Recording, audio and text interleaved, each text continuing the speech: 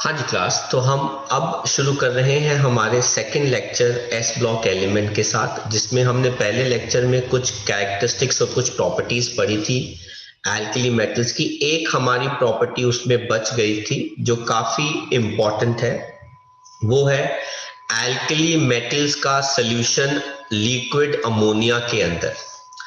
जब आप किसी भी एल्कली मेटल को लिक्विड अमोनिया में डालते हो तो वो डीप ब्लू कलर का सॉल्यूशन बनाता है जो नेचर में कंडक्टिव होता है।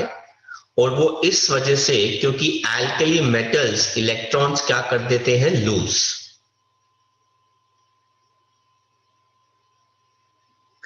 आप देख सकते हैं ये हमारे पास एल्कली मेटल है, हमने इसके अंदर कुछ अमोनिया लिया है लिक्विड, उसके अंदर हमने N+Y मॉलिक्यूल्स लिए हैं।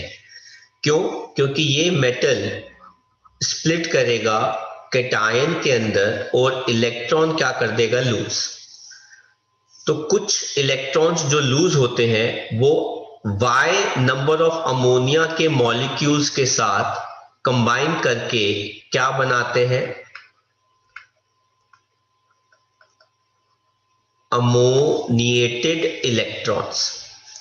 और जो कैटायन हमारा बचता है उसके अंदर n number of molecules ammonia के किनके साथ कंबाइन कर जाते हैं, मेटल कैटायन के साथ, और क्या बनाते हैं, अमोनिएटेड कैटायन।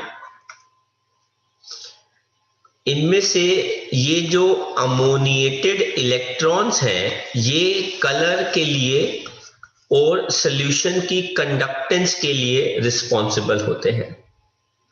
कहते हैं ये अमोनिएटेड इलेक्ट्रॉन्स रिस्पॉन्सिबल होते हैं ब्लू कलर ऑफ सॉल्यूशन के लिए, और दोनों मिलकर सॉल्यूशन को क्या बनाते हैं, कंडक्टिव। ये वाला जो सॉल्यूशन होता है अमोनिया का मेटल के साथ, ये नेचर में क्या होता है, पैरामैग्नेटिक। इसका मतलब होता है कि इस सॉल्यूशन के पास अनपेयर्ड इलेक्ट्रॉन्स होते हैं। Anything which has unpaired electrons is always paramagnetic nature में। और धीरे धीरे पड़े पड़े ये हाइड्रोजन गैस लिबरेट करने लग जाता है, और वो इसीलिए क्योंकि मेटल जो होता है वो अमोनिया से H पॉजिटिव डिस्प्लेस कर देता है।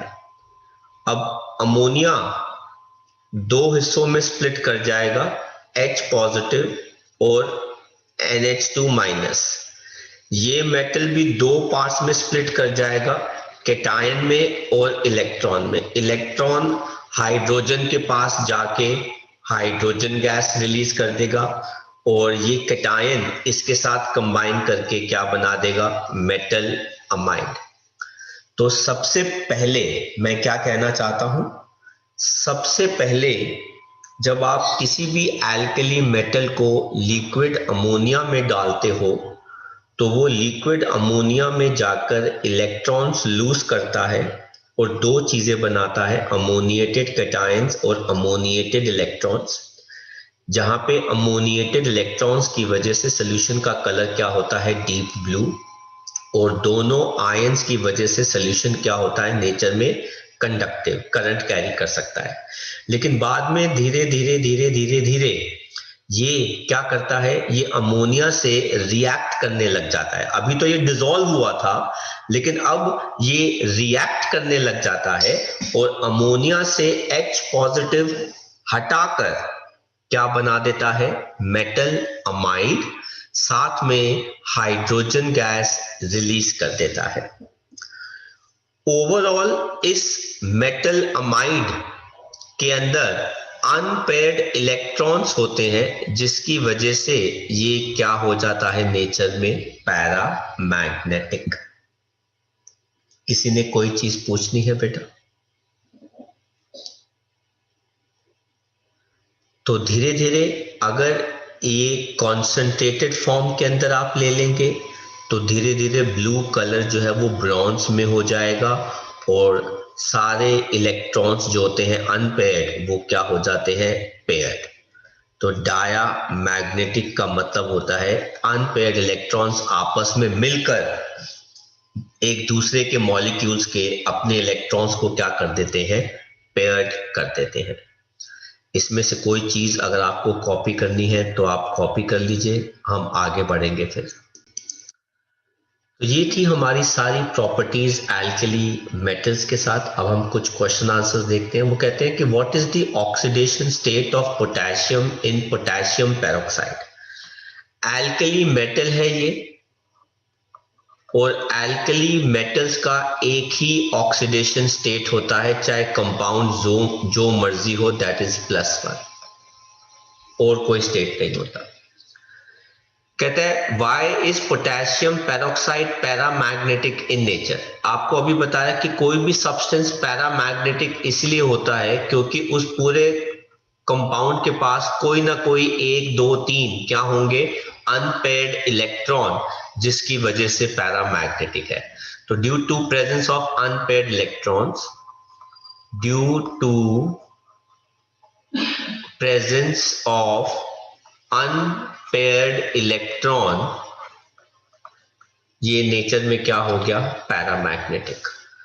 एक्सरसाइज का थर्ड क्वेश्चन कहता है एल्कली मेटल्स नेचर में फाउंड नहीं होते, क्यों? Because they are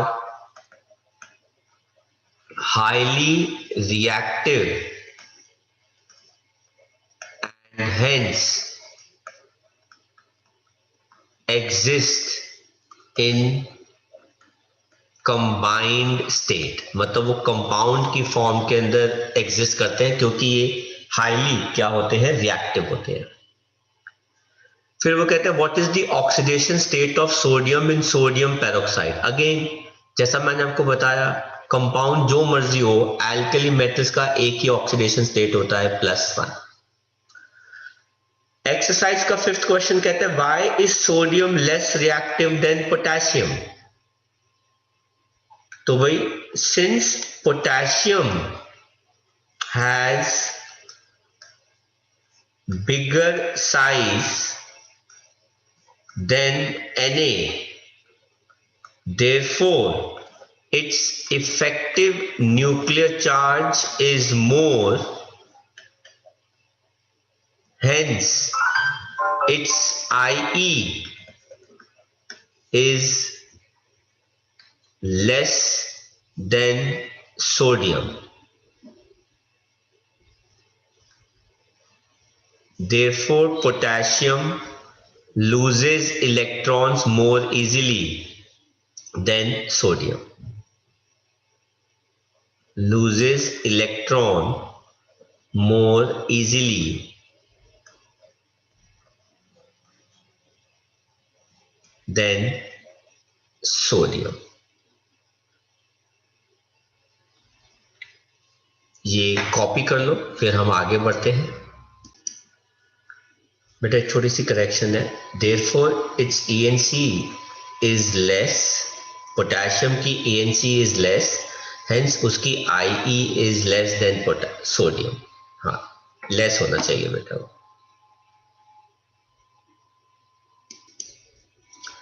next question देखते हैं। एक्सरसाइज का 9th क्वेश्चन कहता है व्हाई आर पोटेशियम और caesium rather than lithium used in photoelectric cells. क्योंकि potassium and caesium can easily lose electrons when sunlight falls on them as they have very low IE, falls on them as they have very low IE। इस वजह से इन दोनों को हम photo electric sales में इस्तेमाल करते हैं, लिथियम यूज नहीं करते क्योंकि लिथियम की IE बहुत ज्यादा है, तो सनलाइट गिरती भी रहेगी पर वो इलेक्ट्रॉन लूज नहीं करेगा। फिर कहता है एक्सरसाइज का 10th क्वेश्चन कहता है when alkali metal dissolve in liquid ammonia the solution can acquire different colours, explain the reason for this type of colour change also. तो डिफरेंट कलर्स क्यों है, जैसा हमने अभी देखा कि जब आप मेटल को लिक्विड अमोनिया में डिसॉल्व करते हैं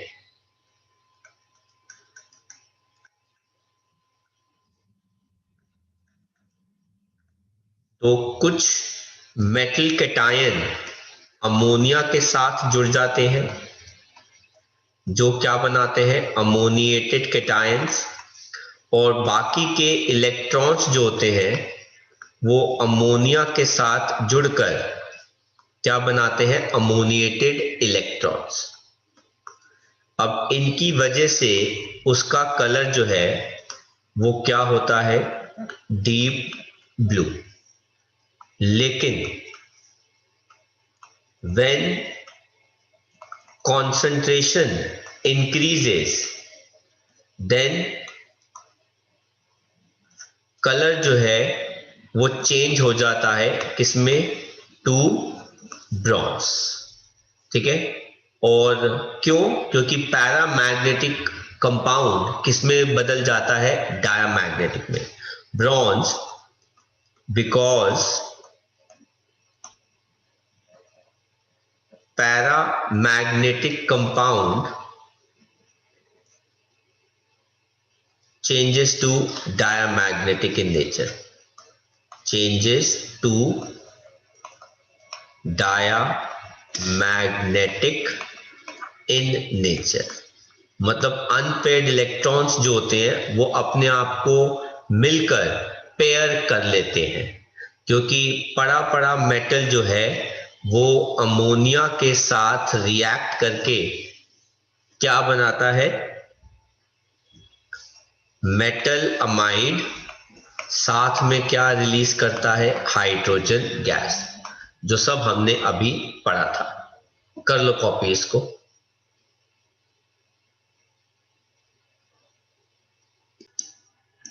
तो आगे बढ़ते हैं।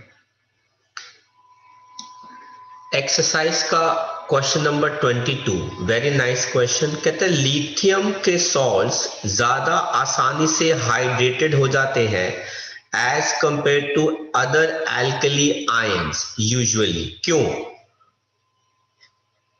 Due to its small size cation,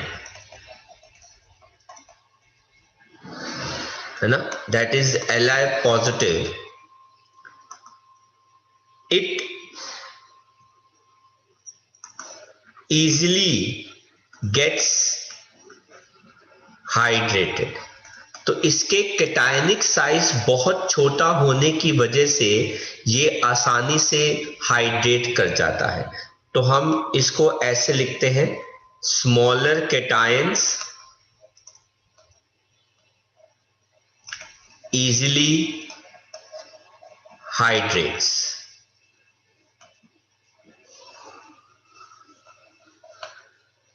तो ये इसका रीजन आता है। ये भी एक अच्छा क्वेश्चन है। Question number 22, question number 10, question number 9, ये अच्छे क्वेश्चंस हैं।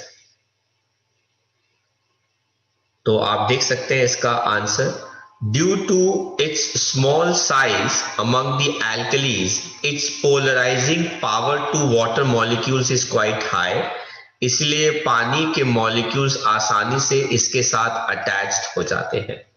तो आप इसको अंडरलाइन कर सकते हैं या फिर आप कॉपी कर सकते हैं। वैसे आपके नोट्स में मैंने सब कुछ असाइनमेंट शीट में सब कुछ दे रखा है। तो आगे बढ़ते हैं। ये थे हमारी प्रॉपर्टीज, कैरेक्टरिस्टिक्स एल्कली मेटल्स के। अब हम बात करते हैं केमिकल प्रॉपर्टीज एल्कली के कंपाउंड्स की। Nature of oxide. Alkali metals जब ऑक्सीजन के साथ रिएक्ट करके ऑक्साइड बनाते हैं तो वो कैसे होते हैं? कहते हैं एल्कली मेटल्स ऑक्साइड्स भी बना सकते हैं, जिनके अंदर फॉर्मूला क्या होगा, O2 माइनस, और वो पेरोक्साइड्स भी बनाते हैं, O2 माइनस। दोनों ही नेचर में क्या होते हैं, कलरलेस। लेकिन जो सुपर ऑक्साइड होते हैं O2 माइनस, वो कलर में क्या होते हैं, येलो या फिर ऑरेंज। ये इसलिए होते हैं क्योंकि ये पैरामैग्नेटिक होते हैं, क्योंकि इनके पास क्या होता है, अनपेयर्ड इलेक्ट्रॉन, और ये यूजुअली ऑक्सीडाइजिंग एजेंट्स की तरह इस्तेमाल होते हैं, है ना। They are suppose to give electrons, they are supposed to remove electrons, they are supposed to remove electrons, दूसरों से इलेक्ट्रॉन्स रिमूव करते हैं सुपर ऑक्साइड्स, और खुद क्या करते हैं, गेन करते हैं। जो भी इनके ऑक्साइड्स बनते हैं बेटा, सब के सब नेचर में बेसिक है, और वो आराम से हाइड्रोलाइज कर जाते हैं पानी के अंदर, मतलब पानी के अंदर वो OH नेगेटिव आयन के साथ इंटरैक्ट करके क्या बना लेते हैं, हाइड्रोक्साइड्स। तो आप देखिए आपके पास सिंपल ऑक्साइड है, ये है मेटल ऑक्साइड, ये मेटल ऑक्साइड पानी के साथ क्या दे देगा, मेटल हाइड्रोक्साइड, फॉर्मूला क्या हो जाएगा, MO। अगर आपको सोडियम को ऑक्सीजन के साथ रिएक्ट कराना है तो बेटा वो क्या दे देगा, सोडियम ऑक्साइड, ये हो गई बैलेंस रिएक्शन। लेकिन अगर आप इसी सोडियम ऑक्साइड को ऑक्सीजन के साथ रिएक्ट कराते रहेंगे तो बेटा वो फाइनली क्या बना लेगा, पेरोक्साइड। अच्छा, पोटेशियम जब आप ऑक्सीजन के साथ कंबाइन कराते हैं तो वो पहले तो क्या बनाता है, पोटेशियम ऑक्साइड, लेकिन बाद में अगर आप इसको रिएक्ट कराते रहेंगे तो बेटा वो क्या बना लेता है, पोटेशियम सुपर ऑक्साइड। तो वो क्या बना लेता है, पोटेशियम सुपर ऑक्साइड। तो देखिए बेटा, सोडियम पेरोक्साइड बनाता है और पोटेशियम जो है वो सुपर ऑक्साइड तक चला जाता है। इनिशियली सब ऑक्साइड बनाते हैं, बाद में जाके इनके बिहेवियर चेंज हो जाते हैं। इसमें से भी जो ऑक्साइड होते हैं बेटा, वो पानी के साथ क्या बनाते हैं, मेटल हाइड्रोक्साइड। मैं ऑक्साइड्स की बात कर रहा हूं, लेकिन जो पेरोक्साइड्स होते हैं वो पानी के साथ क्या बनाते हैं, मेटल हाइड्रोक्साइड, साथ में क्या देते हैं, हाइड्रोजन पेरोक्साइड। तो जो पेरोक्साइड्स हैं, मेटल पेरोक्साइड्स, वो पानी के साथ पहले क्या बनाते हैं, मेटल हाइड्रोक्साइड, और साथ में क्या देते हैं, हाइड्रोजन पेरोक्साइड। सर एग्जांपल बताइए। ये देखो बेटा, सोडियम पेरोक्साइड पानी के साथ रिएक्ट करके क्या बना लेगा, सोडियम हाइड्रोक्साइड, साथ में हाइड्रोजन पेरोक्साइड। तो ये हो गई हमारी बैलेंस्ड इक्वेशन।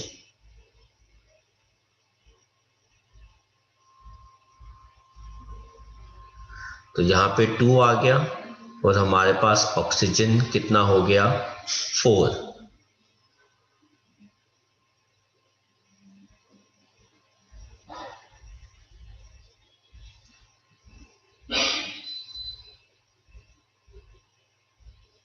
तो यहां पे हम क्या लगा देंगे, 2।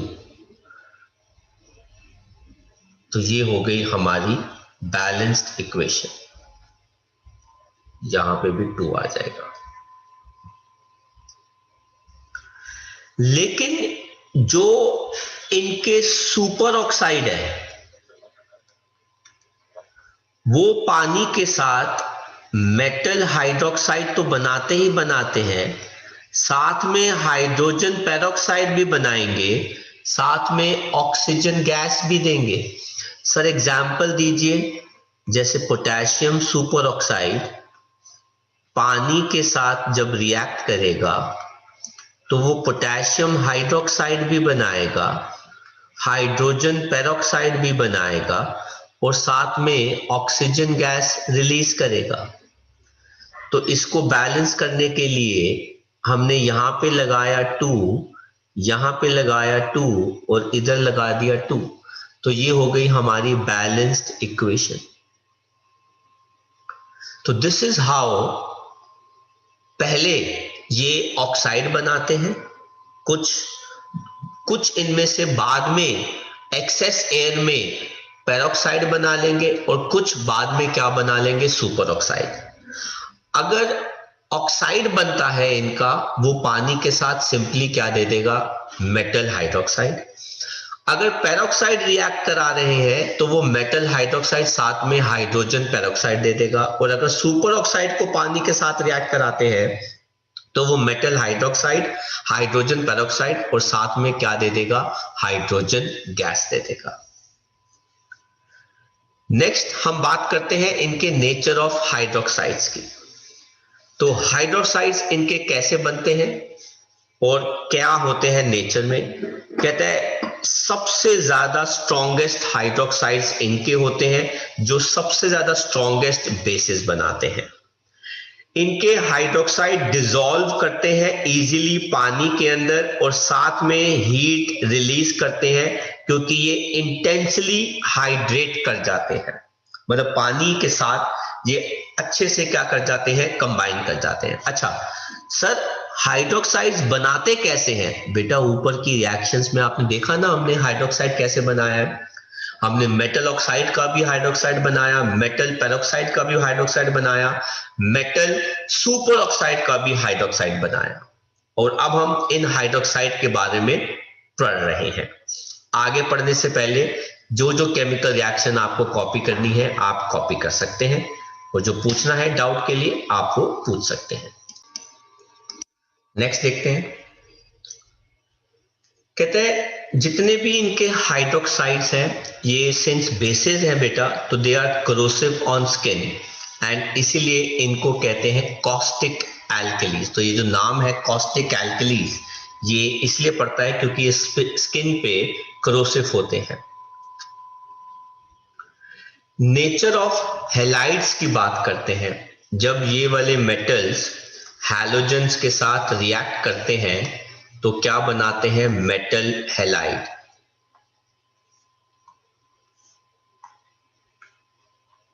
मेटल हैलाइड बनाते हैं। कहते हैं ये विगरसली हैलोजेंस के साथ रिएक्ट करके आयोनिक मेटल हैलाइड्स बनाते हैं जो पानी में डिसॉल्व होते हैं। सर जैसे बेटा NaCl, KCl, NaI, Ki and so on. इनका MPBP बहुत ज्यादा होता है। ये अच्छे कंडक्टर्स होते हैं हीट और इलेक्ट्रिसिटी के, लेकिन सिर्फ मोल्टेन या फिर एक्वस फॉर्म के अंदर। सब जानते हैं इनके बारे में, हमने छोटी क्लास में पढ़ा है।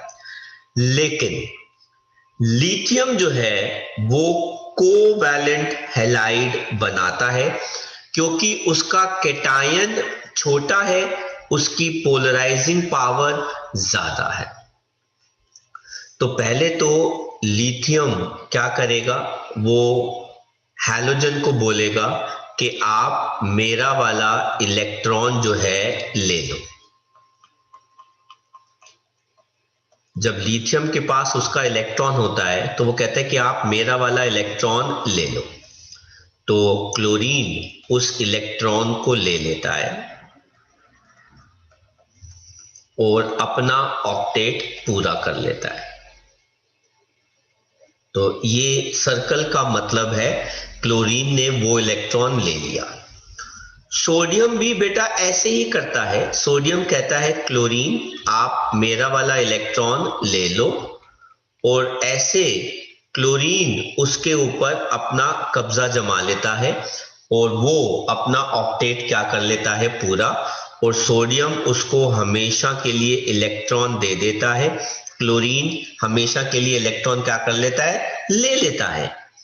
लेकिन ध्यान से सुनना मेरी बात, जब लिथियम अपना इलेक्ट्रॉन क्लोरीन को देता है तो क्लोरीन पे नेगेटिव चार्ज आना शुरू होता है और लिथियम पे पॉजिटिव चार्ज आना शुरू होता है। और जैसे ही लिथियम पे पॉजिटिव चार्ज आना शुरू होता है, ड्यू टू इट्स छोटा साइज कैटायन, लिथियम इस इलेक्ट्रॉन को अपनी तरफ खींचना शुरू कर देता है। लेकिन ये सर्कल सोडियम के केस में नहीं होता। सोडियम का काम है क्लोरीन को इलेक्ट्रॉन देना, हालांकि उसके ऊपर चार्ज पॉजिटिव आ रहा है, पर उसकी नजर दिए हुए इलेक्ट्रॉन पर नहीं होती। लेकिन लिथियम का साइज छोटा होने की वजह से न्यूक्लियस कहता है कि उस इलेक्ट्रॉन पेयर को अपनी तरफ अट्रैक्ट करने की कोशिश करता है, जिसकी वजह से हम एक सर्कल लिथियम के आगे पीछे भी दिखाना प्रेफर करते हैं, और लिथियम और क्लोरीन के बीच में शेयरिंग शुरू हो जाती है। इस वजह से हम कहते हैं कि लिथियम जो है वो कोवैलेंट हैलाइड बनाता है। लिथियम फ्लोराइड, लिथियम क्लोराइड, ये सब नेचर में क्या है, कोवैलेंट हैलाइड्स है, क्योंकि लिथियम इन सब हैलोजेंस के साथ इलेक्ट्रॉन शेयर कर रहा है। सर क्यों? उसका साइज जो है कैटायन का छोटा है और उसकी इलेक्ट्रॉन डेंसिटी अपनी तरफ खींचने की टेंडेंसी ज्यादा है। What do mean by polarisability? Electron density अपनी तरफ खींचने की टेंडेंसी, इलेक्ट्रॉन डेंसिटी अपनी तरफ पुल करने की टेंडेंसी, उसको हम कहते हैं पोलराइजेबिलिटी, जो छोटे कैटायन में ज्यादा होती है। कहते हैं अमंग्स दी हैलाइड्स कोवैलेंट कैरेक्टर जो होता है वो फ्लोरीन टू आयोडीन क्या करता है, इंक्रीज। क्यों सर? क्योंकि electronegativity, because down the group electronegativity of halogens जो है वो क्या करती है, डिक्रीज। तो उनकी टेंडेंसी जो है वो फ्लोरीन टू आयोडीन जो है वो क्या करती है, इंक्रीज। अगर आप इन हैलाइड्स के एमपीबीपी के ऑर्डर देखेंगे तो कोई भी हैलाइड जैसे सोडियम फ्लोराइड का एमपीबीपी सबसे ज्यादा होगा as compare to sodium chloride, as compare to sodium bromide and as compare to sodium iodide, मतलब किसी एक रिस्पेक्टिव मेटल के साथ।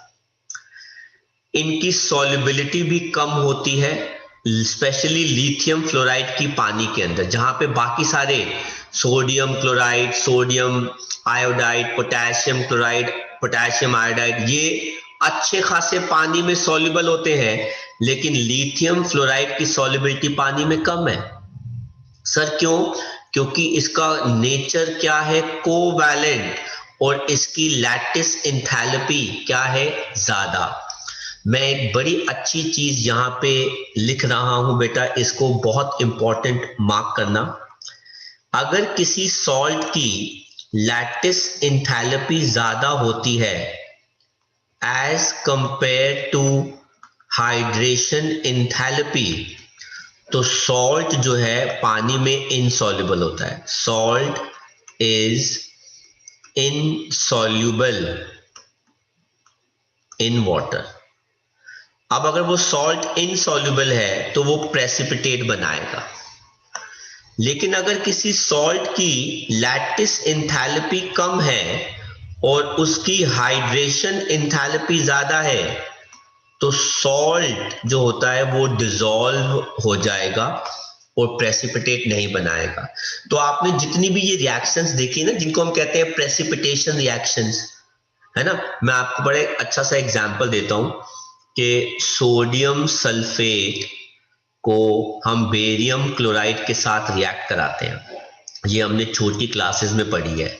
तो सोडियम सल्फेट बेरियम क्लोराइड के साथ रिएक्ट करता है, दोनों के एक्वस सॉल्यूशन है, तो वो क्या बनाता है, बेरियम सल्फेट का वाइट प्रेसिपिटेट, साथ में देता है सोडियम क्लोराइड एक्वस। बेटा क्योंकि ये आयोनिक होता है, ये सॉल्युबल हो जाता है, लेकिन बेरियम सल्फेट की लैटिस एंथैल्पी उसके हाइड्रेशन एंथैल्पी से ज्यादा होती है, इसलिए बेरियम सल्फेट का बेटा कंटेनर में क्या रह जाता है, प्रेसिपिटेट, इसलिए वो डिसॉल्व नहीं होता। आपको बेटा इसमें से जो जो कॉपी करना है आप कॉपी कर सकते हैं। मैंने काफी इंपॉर्टेंट चीजें लिखी हैं इस स्लाइड के ऊपर। तो आगे बढ़ते हैं। इसके बाद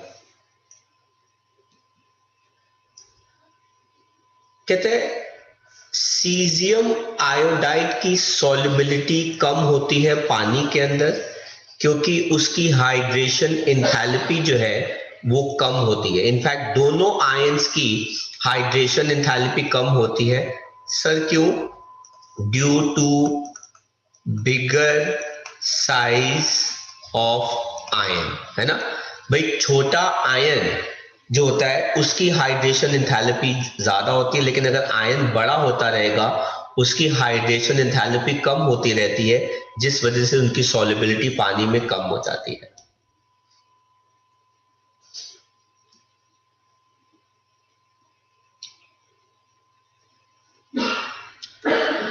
देन हम बात करते हैं fourth, salts of oxo acids. बेटा पहले तो समझते हैं कि ऑक्सो एसिड्स क्या होते हैं। बेटा एक होते हैं एसिड, जैसे HCl एसिड है, और एक होता है ऑक्सो एसिड। ऑक्सो एसिड का मतलब है एसिड जिसके अंदर ऑक्सीजन हो। तो बेटा HCl जो है वो ऑक्सो एसिड नहीं है।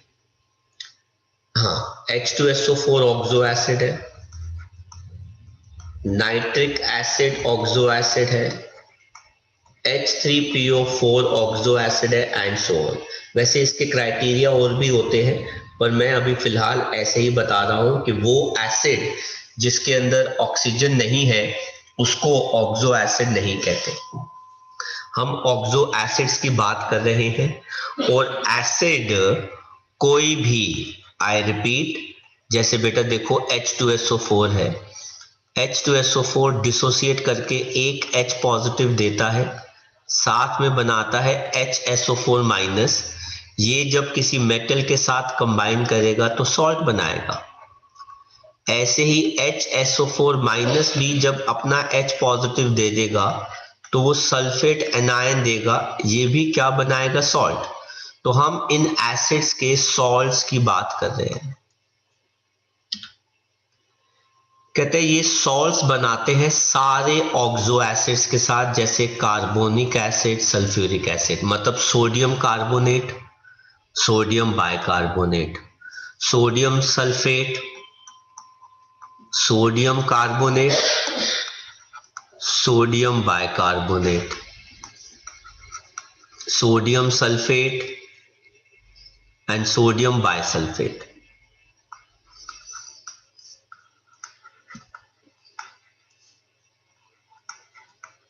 इन्हें कहते हैं सॉल्ट्स ऑफ ऑक्सो एसिड्स। कहते हैं ये सॉल्ट्स पानी में सॉल्युबल हैं और ये काफी ज्यादा स्टेबल होते हैं। इनकी थर्मल स्टेबिलिटी काफी ज्यादा टेम्परेचर पे डिपेंड करती है, और हाई टेम्परेचर पर ये क्या करेंगे? डिकम्पोज कर जाते हैं। तो thermal stability increases down the group. Sir क्या मतलब? इसका मतलब ये हो गया कि पोटेशियम कार्बोनेट ज्यादा स्टेबल सॉल्ट है as compare to sodium carbonate. ठीक है, इसे कहते हैं थर्मल स्टेबिलिटी। और इनकी काफी ज्यादा, मतलब नीचे के सॉल्ट को आपको बहुत ज्यादा हीट करना पड़ेगा तब जाके वो ब्रेक होगा। लेकिन जो लिथियम कार्बोनेट है वो डिकम्पोज करता है हीट करने पर, और बाइकार्बोनेट जो होते हैं वो नहीं करते, क्योंकि वो नेचर में क्या होता है? सॉलिड होता है। इसके जो बाइकार्बोनेट्स होते हैं अदर मेटल्स के, वो लो टेम्परेचर पर डिकम्पोज करते हैं। अब देखो ना, lithium carbonate decomposes on heating and उसका bicarbonate does not exist as a solid. तो दोनों अलग अलग चीजें आ गई हैं। बाइकार्बोनेट सॉलिड नहीं है, लिथियम कार्बोनेट हाई टेम्परेचर पे डिकम्पोज कर रहा है, लेकिन बाकियों के बाइकार्बोनेट्स लो टेम्परेचर पे डिकम्पोज करते हैं। फिर हम बात करते हैं इनकी नाइट्रेट्स की। कहते हैं लिथियम नाइट्रेट हीट करने पर ऑक्साइड देता है, लेकिन बाकी जो एल्कली मेटल नाइट्रेट्स है वो हीट करने पर नाइट्राइट्स देते हैं। Very nice point. तो ये देखो बेटा, इस ग्रुप का lithium nitrate, lithium oxide, NO2 and O2 दे रहा है। लेकिन बाकी जितने भी है नाइट्रेट, चाहे वो सोडियम नाइट्रेट हो, पोटेशियम नाइट्रेट हो, कुछ भी हो, वो ये हो गया बेटा सोडियम नाइट्रेट, और ये क्या हो गया सोडियम नाइट्राइट। वो साथ में क्या दे रहा है, ऑक्सीजन दे रहा है। तो ये डिफरेंट बिहेवियर लिथियम का क्यों है बाकी मेटल्स के साथ, अभी हम इसको पढ़ेंगे। आपको इसमें से कुछ कॉपी करना है तो आप कॉपी कर लीजिए, और कोई सवाल हो तो आप पूछ सकते हैं। नेक्स्ट आता है, अभी जैसे मैंने बात कर रहा था कि लिथियम का नाइट्रेट इतना डिफरेंट बिहेव क्यों कर रहा है। अगर हम देखें पिछली स्लाइड के अंदर कि देखो, लिथियम का नाइट्रेट डिकम्पोज करके लिथियम ऑक्साइड, NO2 और O2 दे रहा है, लेकिन सोडियम और बाकी मेटल्स के जो नाइट्रेट हैं वो नाइट्राइट बनाते हैं, साथ में O2 दे रहे हैं। तो ये सब ऐसा क्यों हो रहा है, क्योंकि ये रीजन क्या होता है, anomalous behaviour of lithium. Lithium इस ग्रुप के मेटल्स के साथ थोड़ा सा डिफर बिहेव करता है। एनोमलस का मतलब क्या होता है, डिफरेंट बिहेवियर। अब लिथियम है, सोडियम है, पोटेशियम है, रुबीडियम है, सीजियम है, फ्रांसियम है, ये सारे एक जैसे हैं, पर ये थोड़ा सा सबसे डिफरेंट है। लेकिन आपको मैंने पहले भी बताया था, हम जब क्लासिफिकेशन ऑफ एलिमेंट चैप्टर पढ़ रहे थे, कि सेकंड पीरियड का हर एलिमेंट अपने ग्रुप के बाकी एलिमेंट से थोड़ा सा डिफरेंट बिहेव करता है। I repeat, every element of second period behave थोड़ा सा differently as compare to other members उसके ग्रुप के। सर क्यों? सबसे पहला रीजन, एक तो सेकंड पीरियड के एलिमेंट्स का साइज एटम का और उनके आयन का बहुत ही छोटा होता है। इसके बारे में भी हमने बात की थी ना कि लिथियम का कैटायन इज वेरी स्मॉल, लेकिन सोडियम का जो कैटायन है वो थोड़ा सा साइज में बड़ा होता है। कहते हैं एक दूसरा, इनके इलेक्ट्रॉन लूज करने की टेंडेंसी बहुत कम होती है, क्योंकि इसकी IE बहुत ज्यादा होती है। हालांकि सोडियम एंड अदर्स की IE जो है बेटा वो क्या है, कम, लेकिन लिथियम की IE बहुत ज्यादा है। और इसके पास खाली p ऑर्बिटल होता है बैलेंस शेल के अंदर। सर कैसे? Lithium atomic number 3, configuration 1s2, 2s1, 2p खाली पड़ा हुआ है। इन रीजंस की वजह से, और fourth, polarising power lithium cation की उसके छोटे साइज की वजह से बहुत ज्यादा होती है, इसलिए इसका नेचर कोवैलेंट होता है। इसलिए लिथियम फ्लोराइड, लिथियम क्लोराइड, ये वाले कंपाउंड्स नेचर में कोवैलेंट है, और इसको हम कहते हैं फजान्स रूल, जो हमने केमिकल बॉन्डिंग चैप्टर में पढ़ा था। इन 4 रीजंस की वजह से लिथियम थोड़ा डिफरेंट बिहेव करता है बाकी एलिमेंट्स के कंपैरेटिवली, और वो डिफरेंट कैरेक्टरिस्टिक्स क्या क्या है लिथियम के बाकियों के साथ, वो हम पढ़ रहे हैं। एक तो ये सब में से हार्ड है, लेकिन आपको पता है कि sodium and potassium can be cut with knife. वो जो है नाइफ के साथ कट किए जा सकते हैं। इनका MPBP बहुत ज्यादा होता है लिथियम का एज कंपेयर टू बाकी। ये लेस रिएक्टिव होता है बाकी एलिमेंट्स के कंपैरेटिवली, क्योंकि इसकी IE बहुत ज्यादा होती है। इतनी आसानी से इलेक्ट्रॉन लूज नहीं करता, और ये सिर्फ ऑक्साइड बनाता है। लेकिन दूसरे जो है वो ऑक्साइड के अलावा पेरोक्साइड भी बना रहे हैं, और कुछ जो है वो ऑक्साइड के अलावा सुपर ऑक्साइड भी बना रहे हैं। लेकिन लिथियम क्या बना रहा है? सिर्फ ऑक्साइड बना रहा है। कुछ कॉपी करना हो आपने तो आप कॉपी कर सकते हैं। इसके अलावा हमारे पास और क्या है? Characteristics of distinction. कहते हैं हीट करने पर लिथियम नाइट्रेट क्या देता है? लिथियम ऑक्साइड, NO2 और O2। लेकिन बाकी सारे नाइट्रेट जो है वो क्या देते हैं? नाइट्राइट, साथ में क्या देते हैं? ऑक्सीजन। कहते हैं सिर्फ लिथियम ऑक्साइड है जो सॉल्युबल होता है अल्कोहल में। सर क्यों? बेटा क्योंकि वो नेचर में क्या है? कोवैलेंट। लेकिन बाकी सारे सोडियम के सॉल्ट्स जो है वो अल्कोहल में इनसॉल्युबल है। सर क्यों? क्योंकि वो वाले सॉल्ट्स जो है वो नेचर में क्या होते हैं? आयनिक। तो सर इस डिस्टिंक्शन ऑफ कैरेक्टर्स की वजह से कोई चीज और भी निकल के आती है। यस, वो क्या है? Diagonal relationship.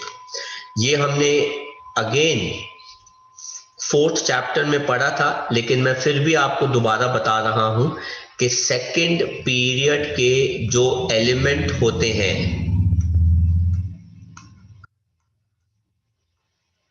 वो डायगोनली अपनी प्रॉपर्टीज सिमिलर शो करते हैं थर्ड पीरियड के एलिमेंट के साथ, जिसको हम कहते हैं डायगोनल रिलेशनशिप। और ऐसा क्यों होता है? नीचे से ऊपर साइज इंक्रीज करता है और left to right size decrease करता है, जिसकी वजह से लिथियम और मैग्नीशियम का साइज काइंड ऑफ सिमिलर होता है, जिसकी वजह से इनकी प्रॉपर्टीज क्या हो जाती हैं बेटा? सिमिलर। इसलिए लिथियम और मैग्नीशियम क्या शो करते हैं? Diagonal relationship. कहते हैं लिथियम मैग्नीशियम को डायगोनली रिलेट करता है। और क्या क्या सिमिलैरिटी है? अगर लिथियम का एटॉमिक रेडियस 152 है, मैग्नीशियम का 160 पिकोमीटर, देखो ऑलमोस्ट सिमिलर है साइज। कहते हैं दोनों की इलेक्ट्रोनेगेटिविटी भी सेम है। लिथियम की 1 है तो उसकी 1.2 है। हालांकि ये मेटल्स है, इनको इलेक्ट्रॉन लूज करना चाहिए, पर इनकी इलेक्ट्रोनेगेटिविटी की वैल्यू सेम है। हालांकि 1 1.2 ये कोई बहुत बड़ी वैल्यू नहीं है, पर still it is good enough. दोनों ही हार्ड है, लेकिन बाकी के जो इनके एलिमेंट्स है वो सॉफ्ट है, they can be cut with knife. दोनों के जो हाइड्रोक्साइड्स है वो वीक बेसिस है, मतलब इतनी आसानी से OH नेगेटिव आयंस नहीं देते। Do not give OH negative ions easily, इसलिए ये वीक बेसिस है। दोनों नाइट्राइड बनाते हैं नाइट्रोजन के साथ। अगर आप लिथियम को नाइट्रोजन के साथ रिएक्ट कराते हो तो वो बनाता है लिथियम नाइट्राइड। और अगर आप मैग्नीशियम को, ये होगी बैलेंस रिएक्शन, और अगर आप मैग्नीशियम को नाइट्रोजन के साथ रिएक्ट कराते हो तो वो बनाता है मैग्नीशियम नाइट्राइड। ये दोनों की होगी बैलेंस रिएक्शन। लेकिन बाकी जो है वो नाइट्रोजन के साथ रिएक्ट करना पसंद नहीं करते। दोनों के ऑक्साइड जो बनते हैं, ठीक है ना, वो ज्यादा स्टेबल होते हैं। हालांकि वो पेरोक्साइड्स और सुपर ऑक्साइड्स नहीं बनाते, बाकी के एलिमेंट्स बनाते हैं। मतलब लिथियम भी ऑक्साइड बनाता है और मैग्नीशियम भी अपना ऑक्साइड बनाता है, लेकिन इनके ग्रुप के कुछ जो है एल्कली के, वो पेरोक्साइड्स भी बनाते हैं और वो सुपर ऑक्साइड्स भी बनाते हैं। तो देखो कितनी सारी प्रॉपर्टीज उनकी सिमिलर हैं आपस में। जो कॉपी करना है आपने कॉपी कर लीजिए। कहते हैं इनके हाइड्रोक्साइड्स जो है वो डिकम्पोज करके ऑक्सीजन देते हैं। ऐसे ही इन दोनों के कार्बोनेट्स जो है वो हीट होने पर CO2 गैस देते हैं। इन दोनों के नाइट्रेट्स जो है वो NO2 गैस और ऑक्सीजन गैस देते हैं अपने ऑक्साइड्स के साथ। तो अगर मैं क्या कहते हैं, इसके अंदर लिथियम कार्बोनेट की रिएक्शन लिखूं तो वो क्या दे देंगे, lithium oxide and carbon dioxide. अगर मैं मैग्नीशियम कार्बोनेट को हीट करता हूं तो वो क्या दे देगा, magnesium oxide and carbon dioxide. इन दोनों के नाइट्राइड्स, अगर मैं लिथियम नाइट्रेट को, जो हमने अभी थोड़ी देर पहले पढ़ा, हीट करते हैं तो वो लिथियम ऑक्साइड NO2 और क्या देता है, oxygen.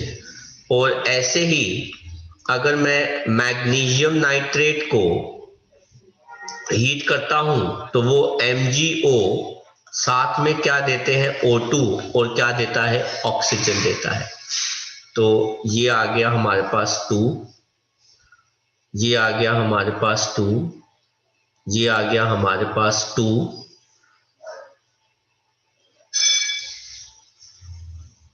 Magnesium oxide, oxygen heat and so on. इसको बैलेंस में अभी कर देता हूं। कहते हैं दोनों के जो क्लोराइड्स हैं, लिथियम क्लोराइड और magnesium chloride, are soluble in ethanol. Sir क्यों? क्योंकि दोनों नेचर में कोवैलेंट हैं, इस वजह से।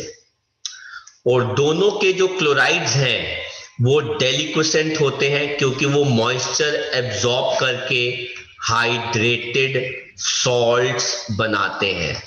They form hydrated salts. जैसे लिथियम क्लोराइड 2 पानी के मॉलिक्यूल्स को अपने साथ अटैच कर सकता है, वेयर एज मैग्नीशियम 8 पानी के मॉलिक्यूल्स को अपने साथ अटैच करा सकता है। तो ये है डायगोनल सिमिलैरिटी लिथियम और मैग्नीशियम की प्रॉपर्टीज के बीच में। दोनों के पर क्लोरेट्स जो है वो सॉल्युबल है अल्कोहल में। क्यों? क्योंकि दोनों के जो पर क्लोरेट्स हैं वो नेचर में क्या है, कोवैलेंट। तो एक्सरसाइज का 7th question, in what ways lithium shows similarity to magnesium in its chemical behaviour. तो केमिकल बिहेवियर के अंदर आप point number 7, point number 8, point number 9 जो है वो आप ऐड कर सकते हैं क्योंकि केमिकल रिएक्शंस इन्वॉल्व है इसके अंदर। ठीक है। देन एक्सरसाइज का 14th कहते हैं why is lithium carbonate decomposes at a lower temperature as compare to sodium carbonate. क्योंकि इसके अंदर आप जानते हैं कि लिथियम कार्बोनेट एक सॉल्ट है जो किसका बना होता है, वीक एसिड। वो वीक एसिड कौन है, कार्बोनिक एसिड। और वीक बेस कौन है, लिथियम हाइड्रोक्साइड। इसलिए वो CO2 के साथ स्ट्रांगली अट्रैक्टेड नहीं रह पाता, उसको वो छोड़नी पड़ती है। लेकिन सोडियम कार्बोनेट जो है, it is a salt of strong base, मतलब NaOH, और वीक एसिड मतलब कार्बोनिक एसिड। इसलिए NaOH जो है कार्बन डाइऑक्साइड को अपने साथ स्ट्रांगली होल्ड करके रख सकता है, इसलिए वो ज्यादा स्टेबल है।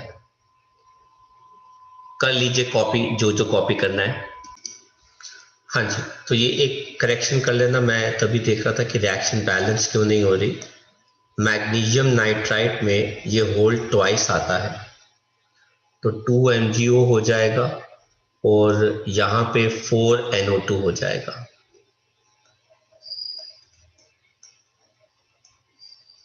ठीक है, तो ये करेक्शन कर लेना।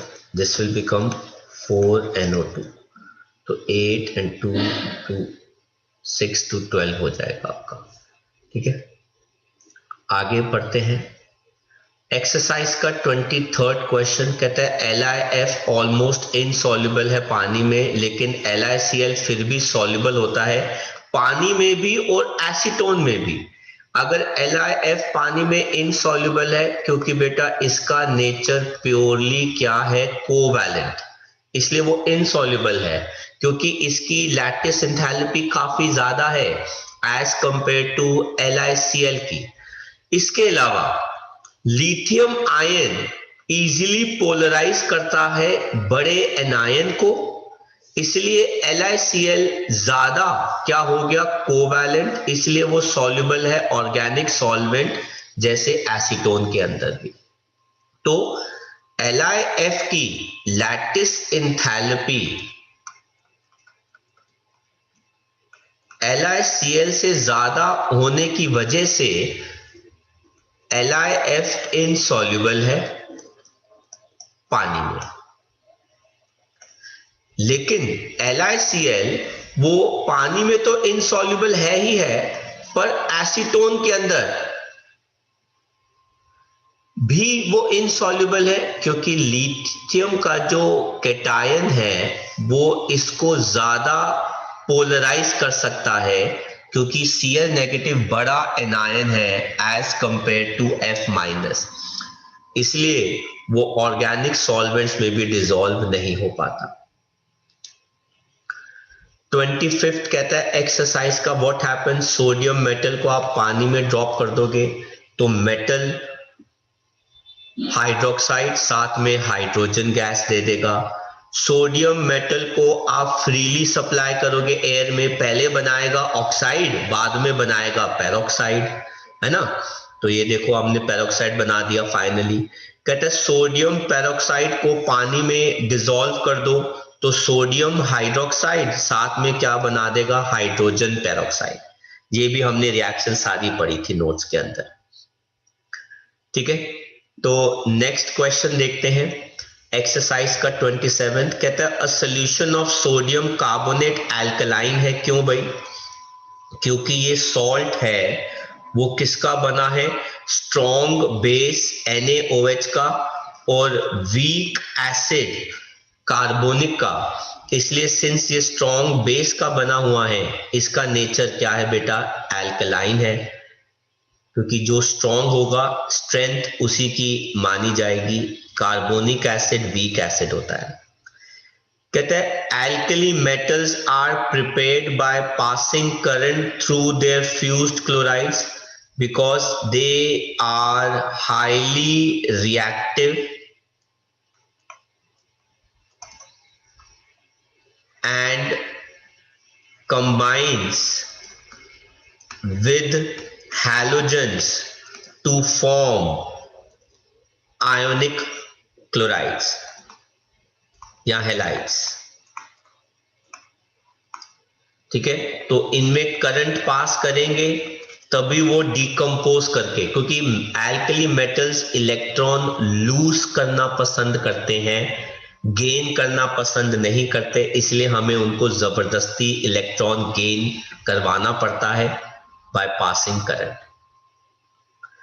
फिर sodium is found to be more useful than potassium. हालांकि ये टॉपिक हमारे कोर्स का पार्ट अब नहीं रहा, पर फिर भी हम इसको देख लेते हैं।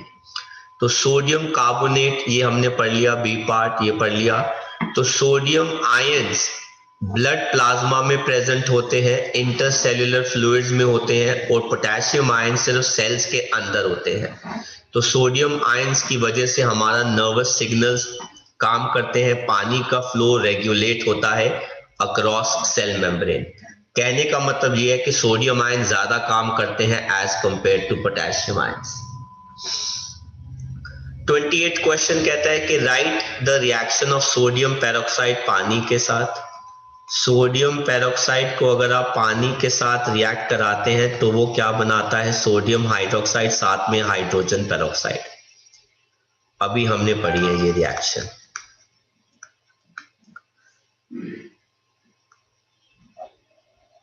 ये होगी बैलेंस। पोटेशियम सुपर ऑक्साइड पानी के साथ, पोटेशियम सुपर ऑक्साइड को जब आप पानी के साथ रिएक्ट कराएंगे तो वो पोटेशियम हाइड्रोक्साइड साथ में हाइड्रोजन पेरोक्साइड और क्या देता है, ऑक्सीजन गैस। ये हो गई हमारी बैलेंस्ड रिएक्शन। और sodium oxide with carbon dioxide, sodium oxide carbon dioxide के साथ क्या बनाएगा, सोडियम कार्बोनेट। तो ये सारी रिएक्शंस हमने पढ़ी है अभी। देन कहता है एक्सरसाइज का 30th question, which alkali metal has least melting point. तो डाउन द ग्रुप एमपीबीपी जो है वो क्या करता है, डिक्रीज करता है, तो सीजियम का सबसे कम हो जाएगा। और which alkali metals give hydrated salts, lithium. क्यों भाई, due to smaller cation, high polarising power, easily gets hydrated।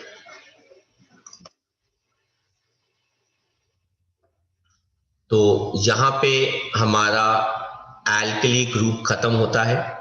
इसके बाद इनके सॉल्ट्स हैं जो इस साल हमारे कोर्स का पार्ट नहीं है, तो यहीं तक हम करेंगे और आप कॉपी कर सकते हैं।